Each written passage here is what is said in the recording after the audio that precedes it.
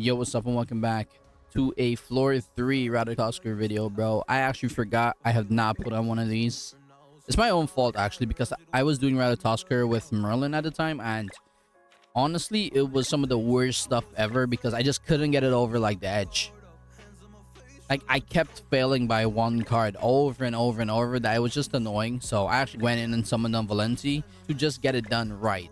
This is a floor 3 run I had to redo because I forgot to record the last few runs I did. So I had to go back and do another one just for this. Even though I already have it done for the week, I showed the first 3 good passives instead of the third I'm using. But for the most part, you don't definitely need those passives. Passives in this, once you have Valenti, it just becomes very, very easy. Because Valenti just enables you to have more attack and more HP. If you don't know what she does, she cleanses with each hit. She gives your team more attack. And if you have like more than 2 races in your team, it's like 20% more HP, I think. The first time I did it with like some of the worst passives ever. We did it with like all the attack passives, and my Liz was actually on attack gear, and it worked fine.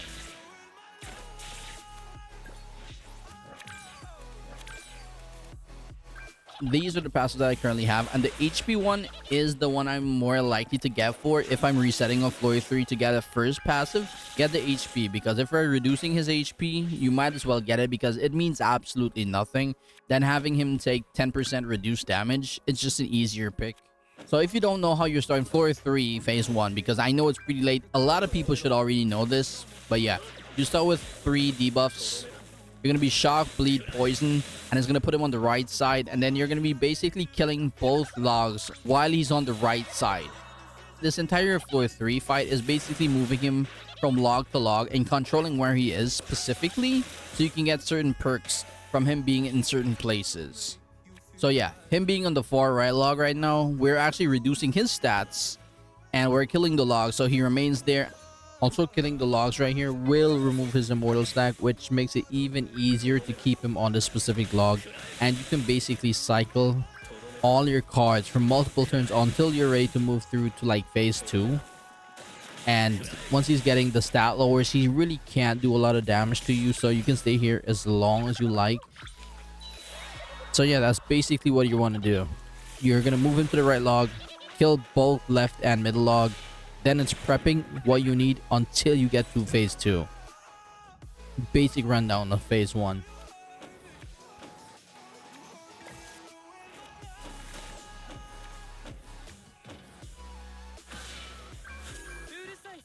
Phase 2. I was actually testing something. It's not 100% that it's gonna work, but I was actually just testing it to see if like I can only basically save melee and Liz cards and go through and move him exactly where I want him to with Liz ults. I tested this theory already, but in the I think 6 times I tried it, he went there, let's say 5 out of 6. Maybe that's very lucky that I got him to go left with just a Liz ult and a card, but yeah, he went left side, the same log that you need him to, 5 out of 6 times for me. That definitely could be an RNG thing, because I know like it's RNG where he goes once you use an ult on him. So maybe, just maybe, I just got really lucky. But yeah, for the most part, you should be getting the debuff cycle to get him to left log and kill both logs for phase 2. But yeah, you'll see, bro. I was just coasting through this.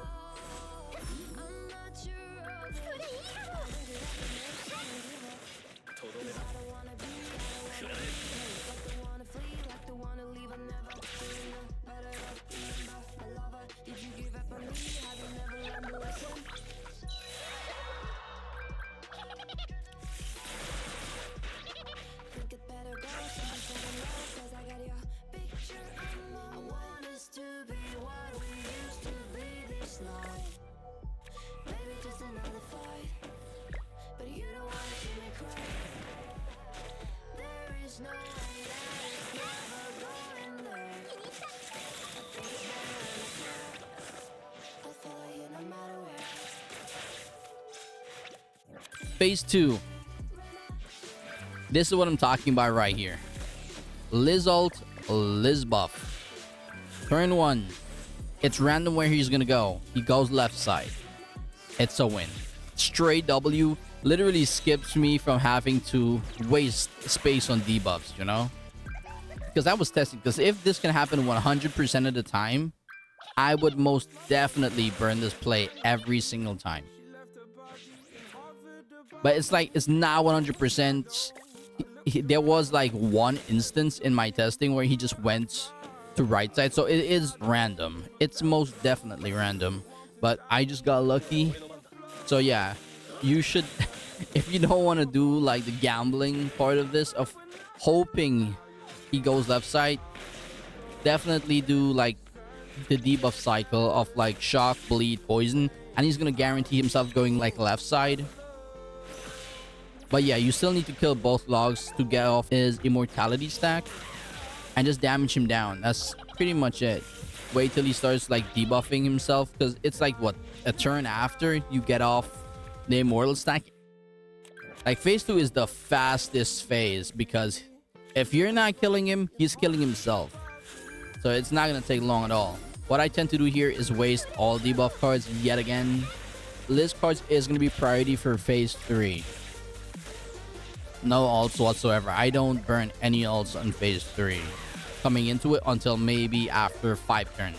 Or after we got Valenti, you don't really need to burn all your Liz cards to get rid of these debuffs, because using Valenti cards just, it gets rid of the debuffs. So healing, and you can just use Valenti cards and or Liz cards and just chill basically. It makes it so much easier to survive and get through all of this. So yeah, don't burn too many of her cards, because you're gonna need a lot of Liz cards for the surviving phase 3. So I'd do is just waste everything else except really Liz cards. If you feel like you take too much damage, pop a Liz ult, recover it all back. Especially if he's gonna ult you, make sure and be at full HP. Don't even risk it. But for the most part, he should not hit you above like 50% of your HP. And even if he is gonna attack Valenti, and she should not die from it.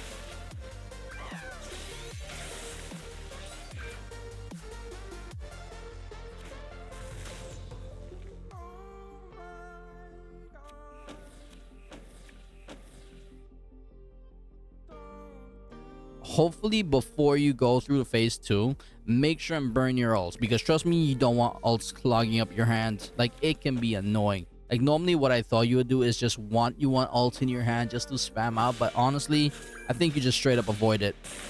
And before we want the first passive where he actually does not take away my ult gauge, now I think I prefer the one where he removes it, straight up removes it, because what we're gonna be doing is reducing his HP.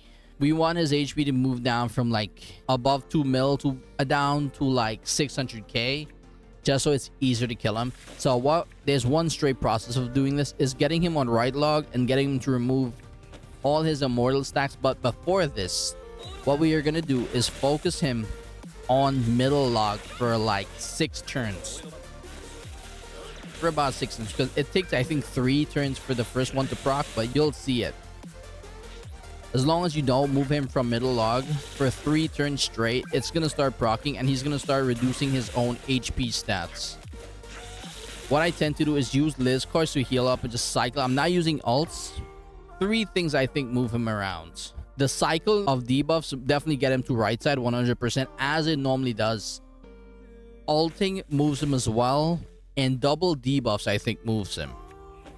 So what I tend to do is just use Liz cards, and I'm not saying don't use debuffs. You can definitely use debuffs. Just make sure you don't put like 2 debuffs on him, because sometimes I think he moves.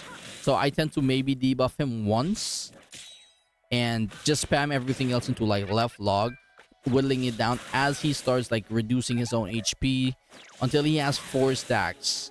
4 stacks is pretty much where you want it to be. When he has that 4 stacks, so move him to right log, get him to start removing his immortal stacks.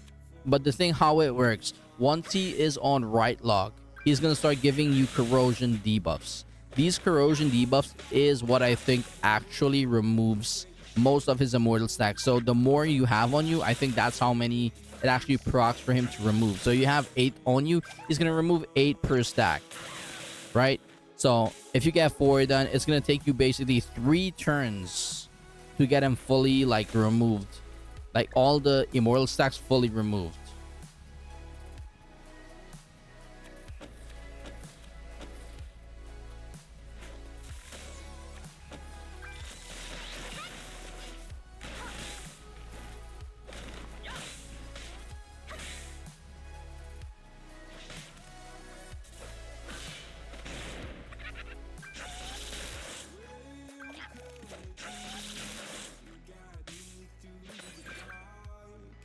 All I need right here is basically one more turn, and I'm fully set up and just ready to move him along to right side. I think either alt works because I have seen like it's not only Liz's alt that triggers the move. Sometimes I use any random alt and he would just go straight away. So yeah, if I can save a Liz alt, it saves me basically a cycle. So I'm not gonna use a Liz alt. I can use anyone else, and I try to not have like too many Glox's ult in my hand because it kind of clogs up the space as well of card draw. And for the ending part, and especially like killing the middle log now, it's like you need good DPS cards. Yes, his ult is okay, but I'm trying to cycle it out for better cards either way.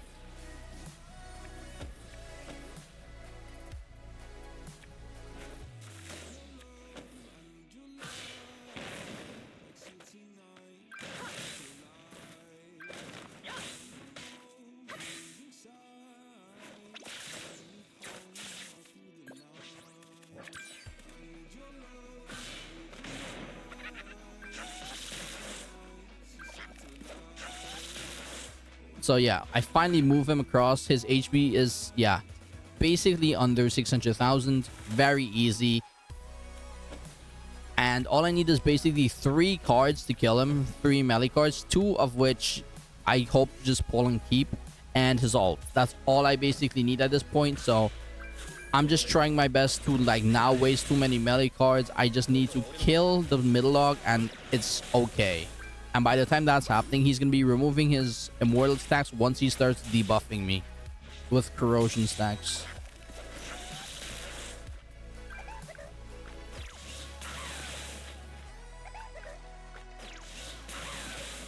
You'll see right before he ults me here, that's the corrosion stacks I'm talking about. So I want to kill middle here. I'm just pushing out every single bit of DPS I can just to make sure I get a kill. Like, as long as that log is dead, it's basically won. Now it's just about having DPS cards by the time I'm ready to kill him. By the time he has, like, no immortal stacks, and it should be GG's pretty easily. Like, this part right here is where I had trouble with my Merlin team. My Merlin would not be able to tank. She would actually just be dying. And most I'd get, like, 3 with her. The HP reduction, I can never get 4. Maybe if I TA'd her, she would actually, not maybe, she would definitely live if I had TA'd her, but I just did not want to invest to TA my Rag Merlin. It just, to me, it didn't seem like it was practical or like worth. But now at least I have Valenti. I don't even need to give her new gear. Like the current triple defense gear that she always has, it's good enough. It's actually good enough.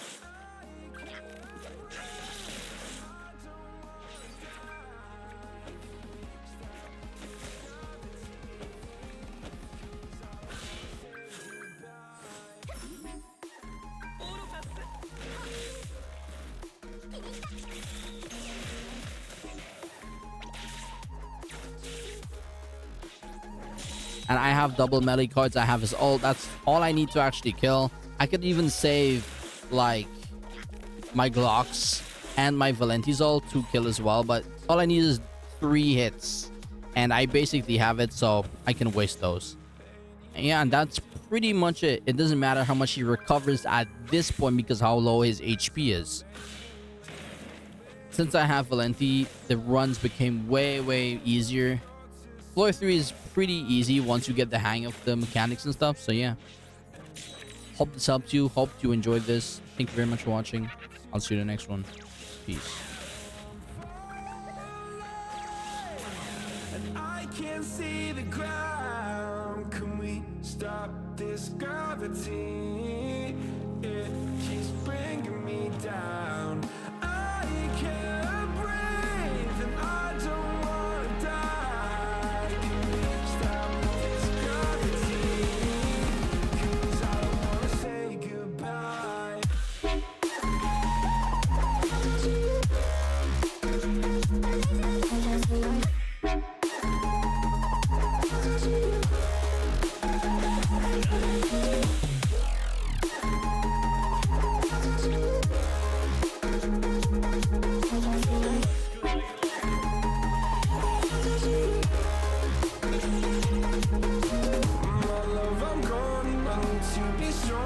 Darkness had tried to swallow me.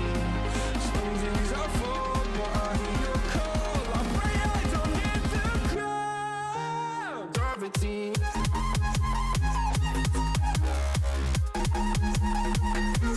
Gravity.